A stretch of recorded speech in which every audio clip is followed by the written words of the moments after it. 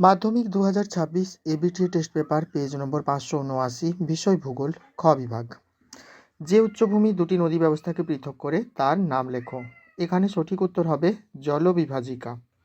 যে উচ্চভূমি দুটি নদী ব্যবস্থাকে পৃথক করে তাকে জলবিভাজিকা বলে। বায়ুমণ্ডলের কোন স্তরে জেট বিমান যাতায়াত করে? বায়ুমণ্ডলের স্ট্রাটোস্ফিয়ার স্তরে বা শান্তমণ্ডল স্তরে জেট বিমান যাতায়াত করে। সামুদ্রিক মাছের প্রধান খাদ্য কী? সামুদ্রিক মাছের প্রধান খাদ্য হলো প্লাঙ্কটন।